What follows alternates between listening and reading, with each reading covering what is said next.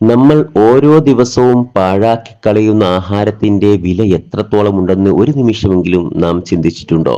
ലോകത്ത് ഏറ്റവും കൂടുതൽ ഭക്ഷണം പാഴാക്കി കളയുന്ന രാജ്യങ്ങളുടെ കണക്കെടുത്താൽ ഇന്ത്യ രണ്ടാം സ്ഥാനത്താണ്. ഇന്ത്യയിൽ ഉൽപ്പാദിപ്പിക്കുന്ന ഭക്ഷണത്തിന്റെ 40% പാഴാക്കി കളയുകയാണ്. ഇന്ത്യയിൽ പാഴാക്കി കളയുന്ന ഭക്ഷണത്തിന്റെ മൂല്യമെടുത്താൽ ഒരു വർഷം 92,000 കോടി രൂപയുടെ ഭക്ഷ്യവസ്തുക്കളാണ് നാം പാഴാക്കി കളയുന്നത്. എന്നാൽ അതേ ഇന്ത്യ തന്നെയാണ് ഗ്ലോബൽ ഹങ്കർ ഇൻഡെക്സിൽ 105-ാം സ്ഥാനത്തുള്ളത്.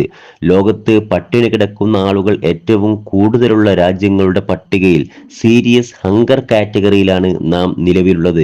ഇന്ത്യയിൽ 190 മില്യൺ ആളുകൾ പോഷകാഹാരം ലഭിക്കാതെ പട്ടിണിയിലാണ് എന്നാണ് കണക്കുകൾ പറയുന്നത്. ഒരു ഭാഗത്ത് ധനികർ ഭക്ഷണത്തിന്റെ ആധിക്യം മൂലം ജീവിതശൈലി രോഗങ്ങൾ കൊണ്ട് പൊറുതിമുട്ടി ഭക്ഷണത്തിന്റെ അളവ് കുറക്കാൻ പാടുപെടുമ്പോൾ, മറുവശത്ത് പട്ടിണി മൂലം ഒരു നേരത്തെ ആഹാരത്തിനായി പാടുപെടുന്ന ദരിദ്ര ജനങ്ങളെ കാണാം.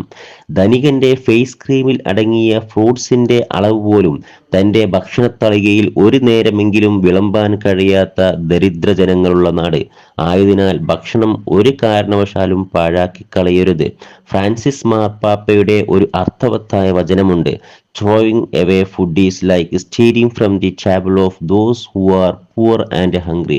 ഭക്ഷണം പാഴാക്കി കളയുക എന്നത് പാവപ്പെട്ടവന്റെ തീന്മേശയിൽ നിന്ന് ഭക്ഷണം മോഷ്ടിക്കുന്നതിന് തുല്യമാണ്.